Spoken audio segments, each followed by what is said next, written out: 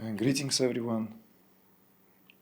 I thought to speak few words to today's event known as Guru Purnima, and an event which has been celebrated in India and Indian subcontinent for perhaps thousands of years as that full moon of July.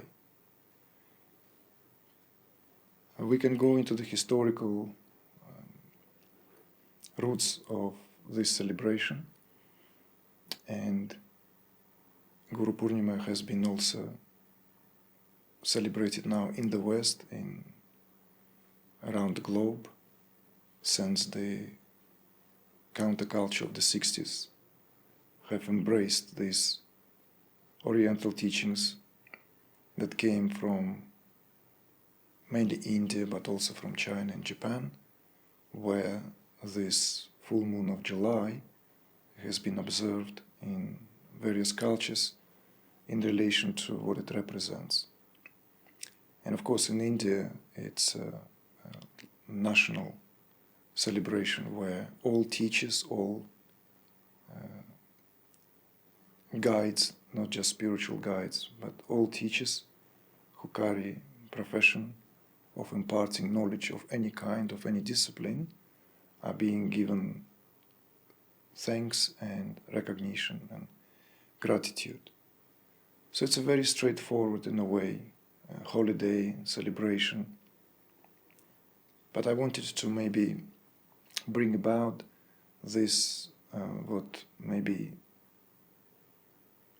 otherwise somehow not easy to access the culture from Western perspective, simply because there is no direct analogy in terms of what this full moon of July, and one should add occasionally it may fall on August, but mostly in July, this is associated with also legacy of great Vedic sage known as Veda Vyasa, the compiler of the Vedas, who has purportedly set this celebration forth, and ever since Guru Purnima has been celebrated as that fullness of all the laws of nature.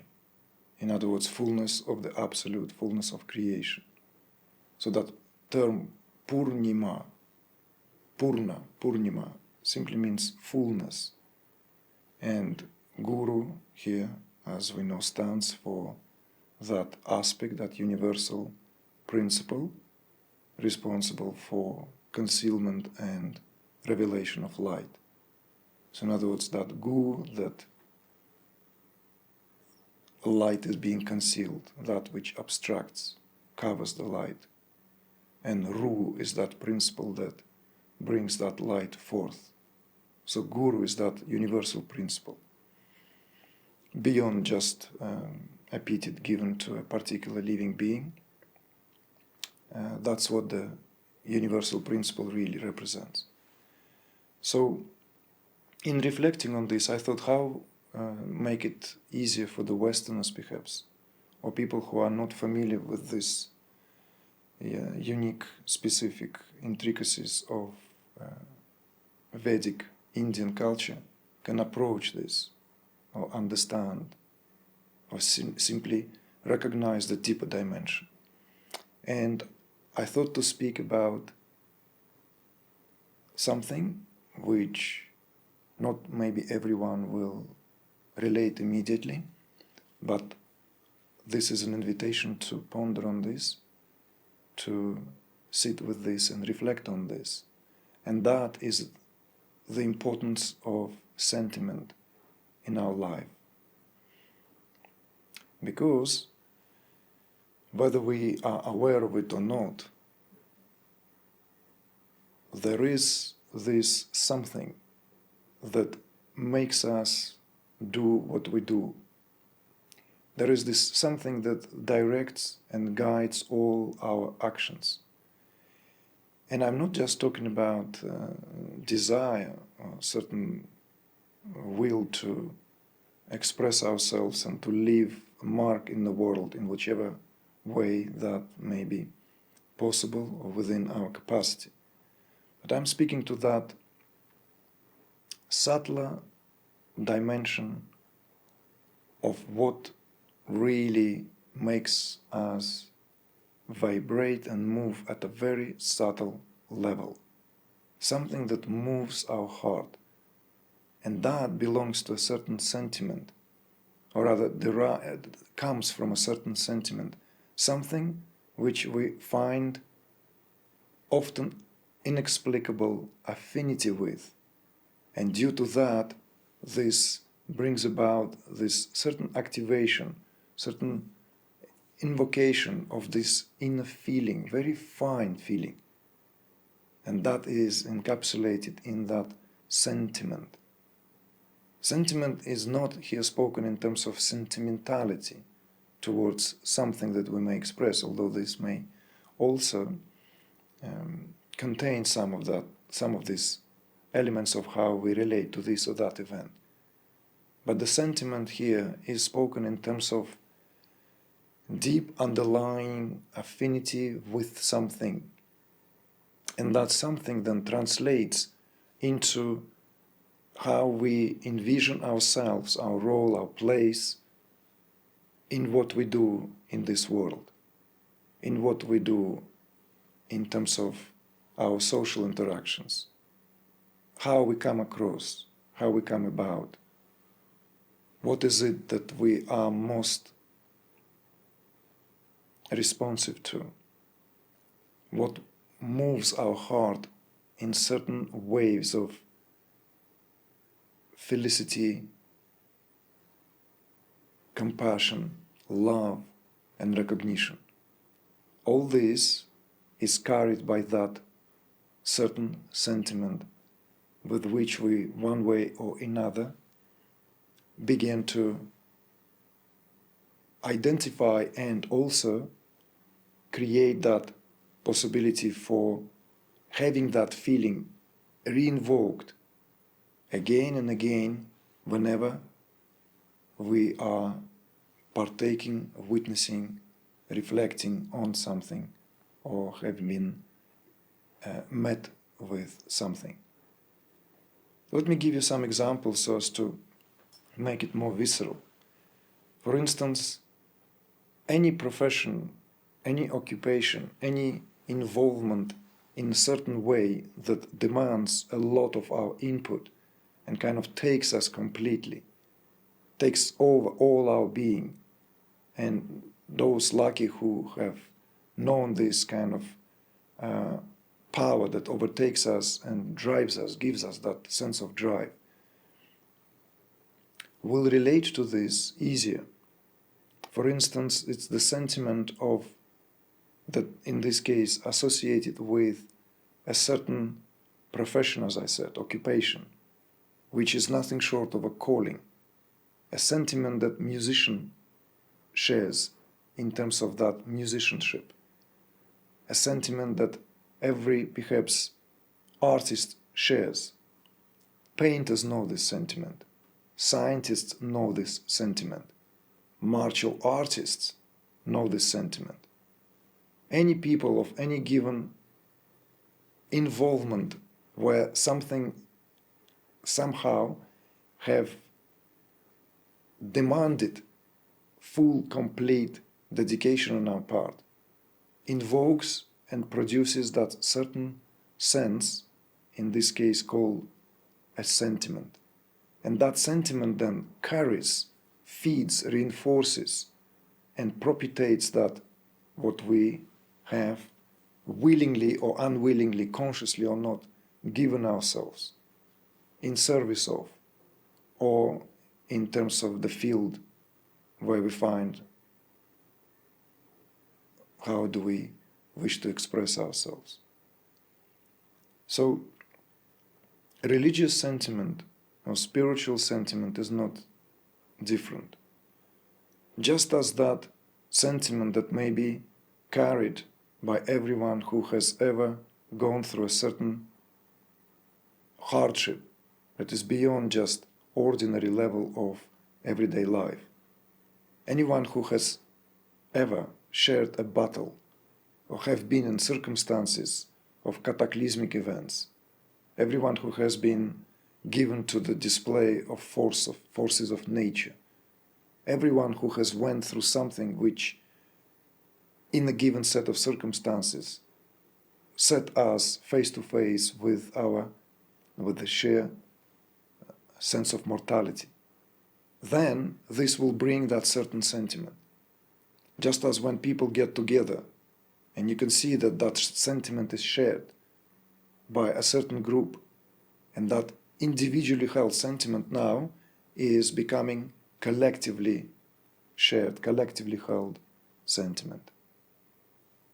Just as a warrior whose job is to ultimately give life for what they've been trained to as their duty. Let's say this extreme example of certain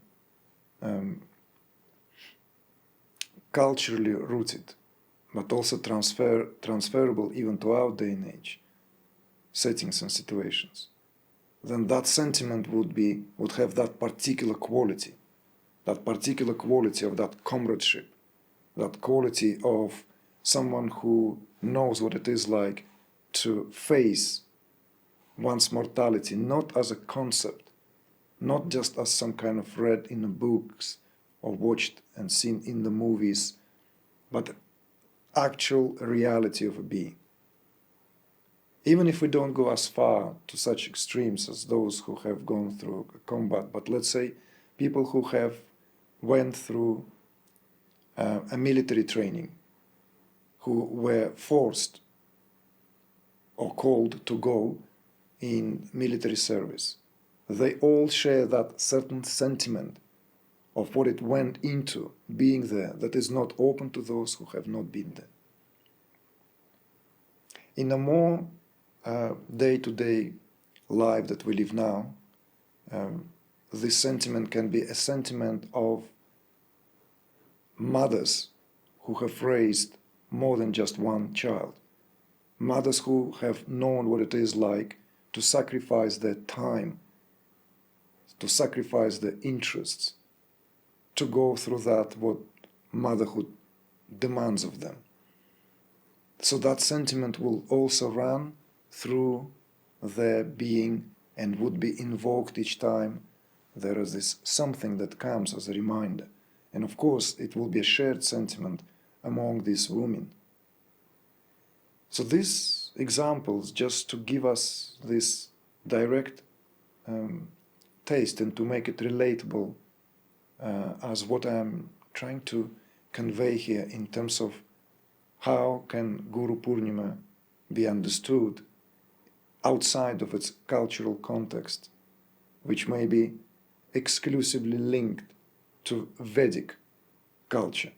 Because after all, even Vedavyasa was almost magically invoked, designed almost by his father, sage Parasara, the compiler or author of the treatise on Vedic astrology, who was so versed in all this that he conceived his child in such a way that he will arrive at an appointed day which falls on July full moon.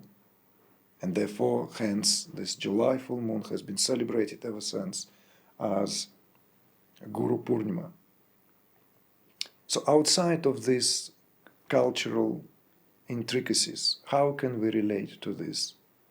And this is an invitation to simply ponder that what Indian culture, which is rooted in Vedic culture, as well as all other Oriental cultures that one way or another found their sources in Vedic sciences, in Vedic civilization, share. What is there that one can tap into and relate to that sentiment? And it is this very sentiment of that ultimate heart-to-heart connection that also Guru Purnima as a celebration stands for and represents. It's that connection to our utmost sense of who we are and utmost reality. So the Guru here is not spoken also just lightly in terms of someone who imparts knowledge.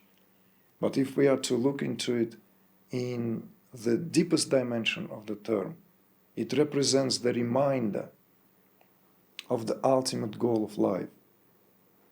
That reminder that comes year after year after year with every full moon of this particular season, which serves as that reminder of the utter fullness of life, without which, if one is one way or another somehow, misses, bypasses, ignores, or oblivion to, one, as it were, misses precious opportunity of what it means to be alive, what it means to be a human being. So therefore, that Guru Purnima is being celebrated as that continued reminder of one's essence, which is being brought about by that sentiment of connection that one is made to a being who represents both that universal aspect as well as that what one's own innermost reality. Because here, that Guru within and Guru without are one and the same reality. So of course, in the day and age we live in, when so much insecurity, so much uncertainty in terms of the role of the Guru in the West, in the context of the Western culture, Western civilization at large now presents, since this ongoing kind of crisis almost of what that position is, whether that position has outlived itself and whether we are better off without that which to some people seems as an anachronism of the age gone by. Whilst at the same time, there is this greater and greater inner sense of being lost further and further to that what this life is for. So therefore it's paradoxical that on one hand there is this almost denial in Western spiritual circles, in the core, in some of the most, what on one hand could be considered most progressive circles in Western spiritual communities, the term Guru has this undeniably urgy, uncomfortable feel to it.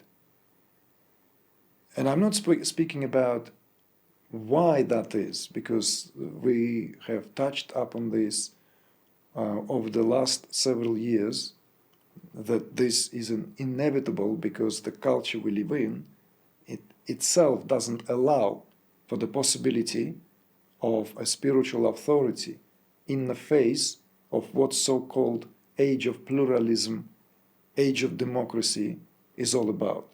So of course, sooner or later that contradiction and will come face to face with the reality of that what is being represented here by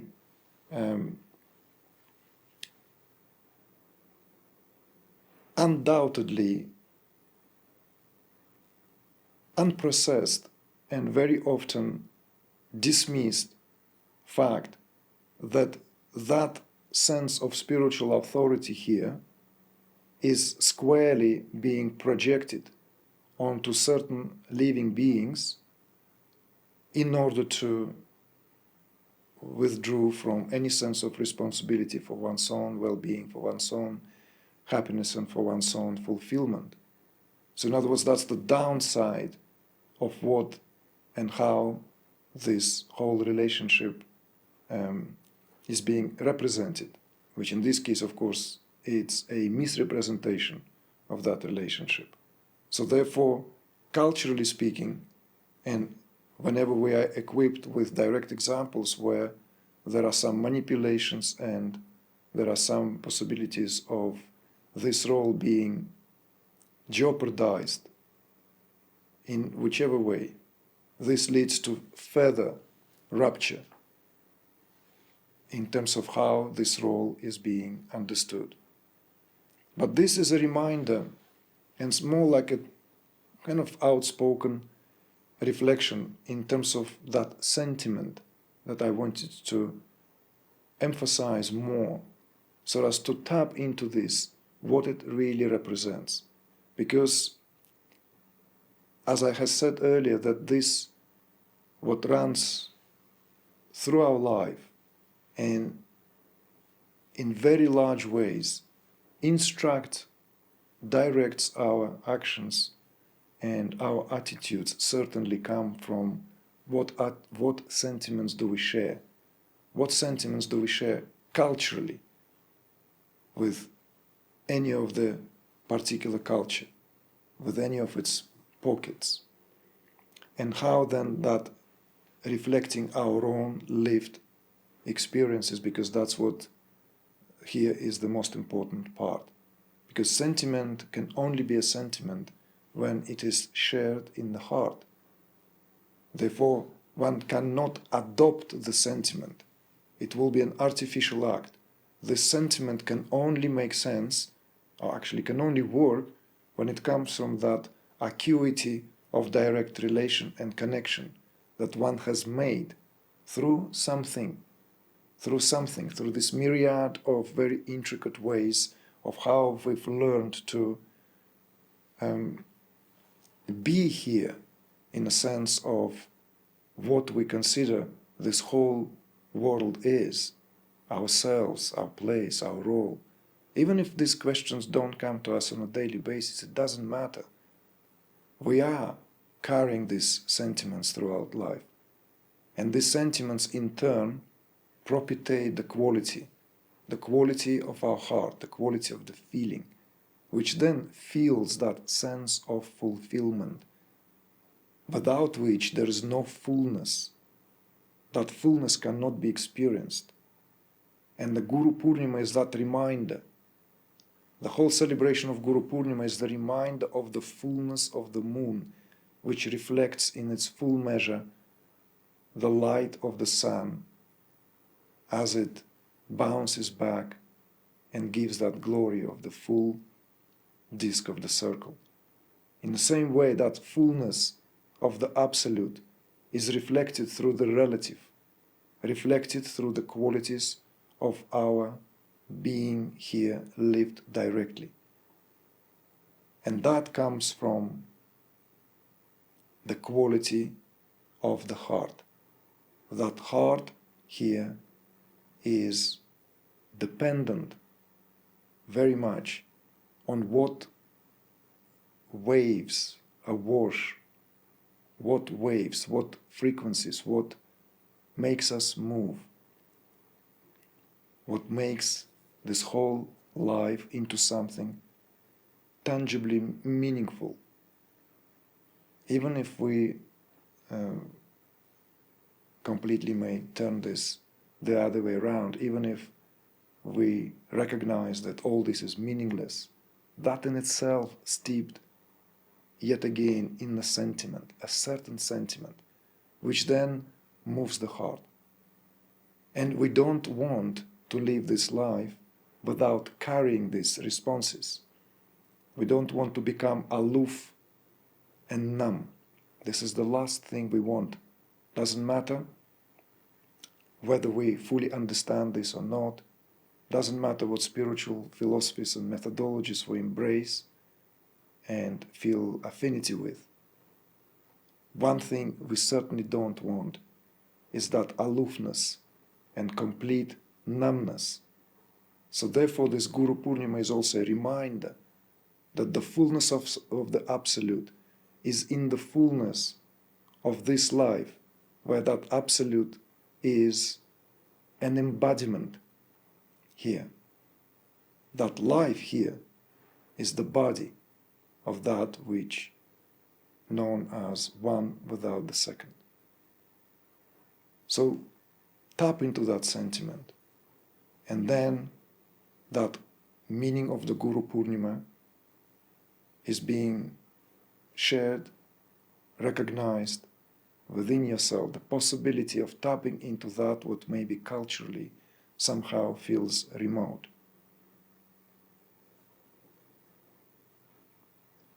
Happy Guru Purnima, everyone. Jai Gurudev.